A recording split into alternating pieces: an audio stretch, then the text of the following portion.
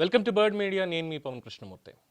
Social media బాగా అందుబాటులోకి వచ్చిన తర్వాత భావ ప్రకటన స్వేచ్ఛ అనే పదానికి కొందరు పూర్తిగా చాలా కొత్త అర్థం చెప్తున్నారు. ఎందుకంటే ఆల్రెడీ మనం చూసాం, న్యూస్ ఏపీ పోలీసులు కేవీ రెడ్డి కాళోజీ టీవీయో లేదా కేవీఆర్ టీవీ ఏదో పెట్టుకున్నాడు యూట్యూబ్ ఛానల్, దాంట్లో పనిచేసేటువంటి కేవీ రెడ్డిని, అలాగే ప్రశ్న యూట్యూబ్ ఛానల్ నిర్వాహకుడు బత్సలకూర జోసెఫ్ ఎలియాస్ రావణ్ని వీళ్ళని అరెస్ట్ చేయడం మీద సోషల్ మీడియాలో ఒక వర్గం చాలా తీవ్రంగా స్పందిస్తోంది.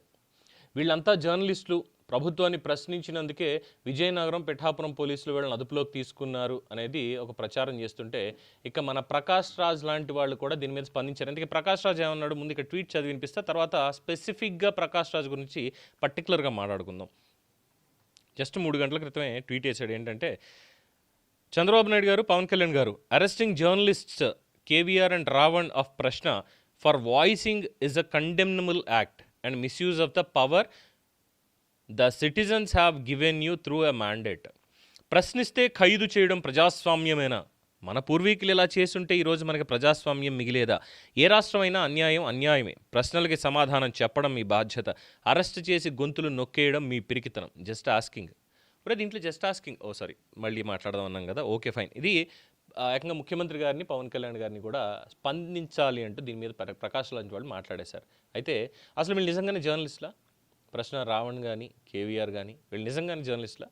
నిజంగానే సమాజాన్ని చైతన్యపరిచే ప్రశ్నలు అడుగుతున్నారా? ఈ అంశాలను ఒకసారి పరిశీలించాలిగా. పరిశీలిస్తే కదా క్షేత్రస్థాయిలో ఉన్నటువంటి వాస్తవాలు వాళ్ళకి పూర్తిగా అర్థమవుతాయి. ఏం మాట్లాడుతున్నారు, ఏం చెప్తున్నారు అనే దానికి చాలా భిన్నంగా ఉన్నాయి కదా. అరెస్ట్ అయినటువంటి ఇద్దరిలో ఎవరికి వృత్తిపరంగా జర్నలిజంతో సంబంధం లేదు. వీళ్ళందరూ కూడా యూట్యూబ్ వేదికని ఉపయోగించుకొని రాజకీయ వ్యక్తిగత ఎజెండాలతోటి కంటెంట్ రూపొందించే ఇన్ఫ్లుయెన్సర్లు మాత్రమే, including my self. Bird media అనేది ప్రస్తుతానికి ఒక యూట్యూబ్ ఛానల్ మాత్రమే. కాకపోతే నాకున్నటువంటి డిఫరెన్స్ ఏంటంటే, I worked with satellite channels. Accreditation ఒక్కటే నాకు రాలేదు. నేను దాదాపు కొన్ని సంవత్సరాలు శాటిలైట్ ఛానల్స్లో డిబేట్లలో పనిచేసి ఉన్నాను నేను. కానీ ఈ కేవీఆర్ కానీ లేదు అంటే ఈ ప్రశ్న రావణ్ కానీ వీళ్ళకి ఈ శాటిలైట్ ఈ ఎక్స్పీరియన్స్ అనేది కూడా వీళ్ళకి లేదు. వీళ్ళు కేవలం యూట్యూబ్ అనే ప్లాట్ఫామ్లో, డిజిటల్ ప్లాట్ఫామ్లో ఒక ఛానల్ క్రియేట్ చేసుకొని దీంట్లో వీళ్ళకి నచ్చింది మాట్లాడుతూ ఉంటారు. ఆ రకంగా చూస్తే నేను కూడా వీళ్ళతోటి ఒక రకంగా ఈక్వల్గానే, ఎందుకంటే still we are at process to expand our selfs. So ఇక్కడ నా గురించి చెప్పుకోకుండా నేను వీళ్ళని అన్నానంటే నేను తప్పు మాట్లాడినట్టు అవుతుంది, కాబట్టి క్లారిటీ ఇస్తున్నా. సో ఇక come back to point. So ఈ ఇన్ఫ్లుయెన్సర్లు వీళ్ళు కేవీ రెడ్డి నిర్వహించే వీడియోల్లో వినిపించేటువంటి భాష సభ్య సమాజం వినలేనంత జుగుప్సాకరంగా ఉంటుంది. అన్నీ కాదండి, చాలా వరకు అతను మాట్లాడేటువంటిది కూడా ఇలాగే తీసుకొస్తాడు. అలాగే దానికి మళ్ళీ తెలంగాణ మాండలికంలో ఇట్లాగే అంటాను రా బాయ్, నీకేం అడ్డొచ్చింది అని కవరింగ్ ఒకటి. సరే ఓకే, మాండలికాన్ని తీసుకొచ్చి ముడిపెడతానంటే దానికి తప్పేమీ లేదు, కాదను. కానీ అగౌరవపరిచే భాషలో మాట్లాడితే మాత్రం తప్పేగా. ముఖ్యమంత్రి చంద్రబాబు నాయుడు గారిని, ఉప ముఖ్యమంత్రి పవన్ కళ్యాణ్ గారిని, అలాగే మంత్రి లోకేష్ గారిని వ్యక్తిగతంగా దూషించడం కానీ, అసభ్య పదజాలంతో వీడియోలు చేయడం కానీ ఈ కేవీ రెడ్డి కంటెంట్లో ప్రధాన లక్షణంగా కనిపిస్తుంది అనేది విమర్శకులు చెప్పేటువంటిది. అలాగే ఒక రాజకీయ పార్టీ నుంచి కూడా ఫండింగ్ బాగానే దండుకుంటున్నారు అన్నటువంటి ఆరోపణలతో పాటు ఆ పార్టీ అధినేతలతో కలిసి దిగిన ఫోటోలు, ఇవన్నీ కూడా ఆయన రాజకీయ అనుబంధం. ఎవరో కాదు, జగన్మోహన్ రెడ్డి గారు, వైఎస్ఆర్సీపీ. అరెస్ట్ అయిన వెంటనే, అరెస్ట్ అయ్యి దిగొచ్చిన తర్వాత, బయటకు వచ్చిన తర్వాత వెళ్ళి కలిసింది ఎవరిని?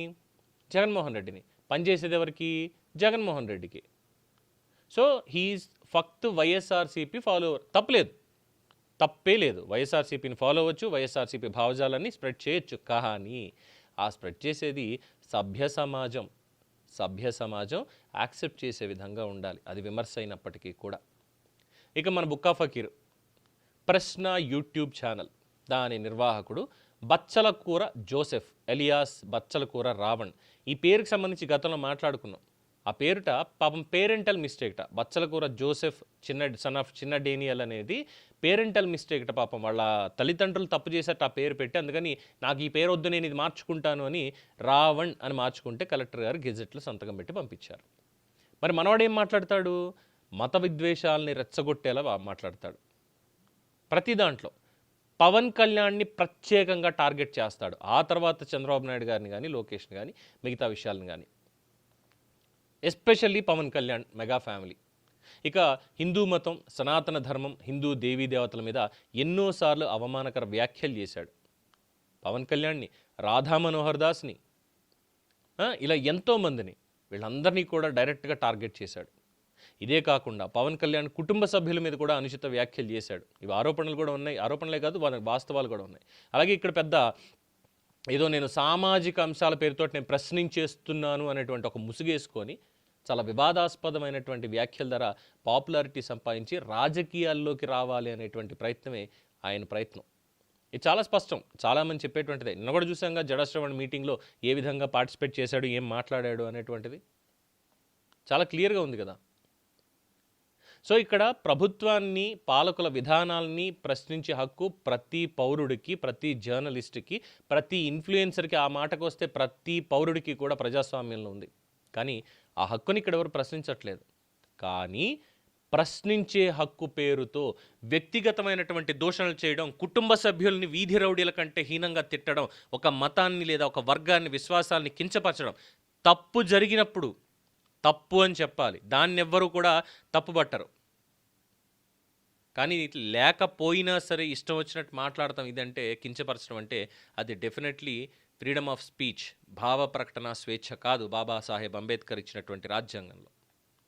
అది విమర్శ కూడా కాదు, చాలా బాధ్యతారహిత ప్రవర్తన. నిజాయితీతో ప్రశ్నించండి, ప్రజా సమస్యలను వెలుగులోకి తీసుకురండి. అలాంటి జర్నలిస్ట్కి ఫండింగ్ కానీ, వ్యూస్ కానీ, రాజకీయ ప్రయోజనాల కోసం సమాజంలో ఉద్రిక్తతలు సృష్టించే పెయిడ్ యూట్యూబర్లకి మీ వీళ్ళ మధ్య చాలా తేడా అనేది ఉంది. చట్ట వ్యతిరేక కార్యకలాపాలు, విద్వేషపూరిత వ్యాఖ్యలు, వ్యక్తిగత దూషణలు, దీంతో సమాజంలో శాంతి భద్రతలకు విఘాతం కలిగిస్తే చట్టం తన పంచాన్ని చేయకుండా చేతులు కట్టు కూర్చుంటుందా? ఈ అరెస్టులు కూడా దానికే నిదర్శనం. అంతే తప్ప వీళ్ళనేదో కావాలని టార్గెట్ చేశారు, కావాలని మాట్లాడుతున్నారు అనేటువంటిది ఇందులో ఏదీ లేదు. పాత వీడియోలు చూసుకోండి, ప్రశ్న రావణ్ గారిది కావాలంటే ఒకసారి. ఏం మాట్లాడతాడో, ఎటువంటి లాంగ్వేజ్ ఉంటుందో వాడే చెప్తాడు అందులో వీడియోల్లో. ఇక్కడ నుంచి కంటెంట్ చాలా బాగుంటుందమ్మా, హెడ్ ఫోన్స్ పెట్టుకోండి అండ్ డెఫినెట్లీ మీరు ఒకవేళ ఇటువంటి లాంగ్వేజ్ ఎక్స్పెక్ట్ చేయకపోతే ఇక్కడ నుంచి చూడకండి, దయచేసి పక్క వెళ్ళిపోండి, వాడే ఓపెన్గా చెప్తాడు ఎటువంటి మాటలు మాట్లాడాడు అనేది. ఎందుకు? మొన్న మధ్యన వెళ్ళాడు, కాక్రోచ్లు ఏదో చేశారు కదా, దాన్ని కబ్జా చేశాడు. నేను జడశ్రవణ్ దానికి వెళ్ళాడు. వీడు ఏమన్నా అంటే నేను ఏథిస్ట్ని, నేను నాస్తికుడిని, నాకు దేవుడు దెయ్యం ఇలాంటి నాకు పనేం లేదు, నేను కేవలం మనుషుల్ని నమ్ముతాను, నేను మూఢనమ్మకాలను నమ్మను, దేవుడిని అస్సలు నమ్మను, నాకు అవసరం లేదు అంటాడు. మళ్ళీ వాటి మీదే వచ్చి మాట్లాడతాడు, వాటి గురించి వెళ్తాడు. ఏమనాలి? పైగా నిన్న కూడా కవర్ చేసుకోవడానికి, జడశ్రవణ్ దానికి సంబంధించి కవర్ చేసుకోవడానికి, నేను క్రిస్టియన్ని కాదు, దళితుడిని కాదు, నాకు వచ్చి ఎందుకు దీనికి పిలిచారు, దళిత క్రిస్టియన్ సమరశంఖారావానికి నన్ను ఎందుకు పిలిచారు అనుకున్నాను, కానీ ఆయన పిలిచింది అణిచివేతకి గురవుతున్న వాళ్ళ గురించి. అసలు వీడిని ఎవడడిచాడు? ఎవడడిచాడు వీడిని? వీడికి వీడు సెల్ఫ్ ప్రొక్లెయిమ్డ్, వాడికి వాడే ప్రకటన చేసుకున్నాడు, నేను ఒక పెద్ద జర్నలిస్ట్ని, లేదంటే నేను ఒక పెద్ద ఇది అని చెప్పని ప్రశ్నిస్తామని. మన డబుల్ స్టాండర్డ్స్ మామూలుగా ఉండవు, మామూలు డబుల్ స్టాండర్డ్స్ కాదు మనోడివి, చాలా డిఫరెంట్ ఉంటాయి. అందుకే ఇక్కడ వీళ్ళు అరెస్ట్ చేశారు అన్న దానికి వచ్చేసరికి ఎవరు ఏం చేయక్కర్లేదు, పెద్ద ఆలోచించక్కర్లా. సో ఇక్కడ ఇన్ఫ్లుయెన్సర్లకి, జర్నలిస్టులకి, యూట్యూబర్లకి తేడా ఉందండి. I might be a youtuber right now, but in my past I was a journalist. నేను చేసున్నాను, దీనికి చెప్పుకోవడానికి నాకంటూ ఒక అర్హత ఉంది.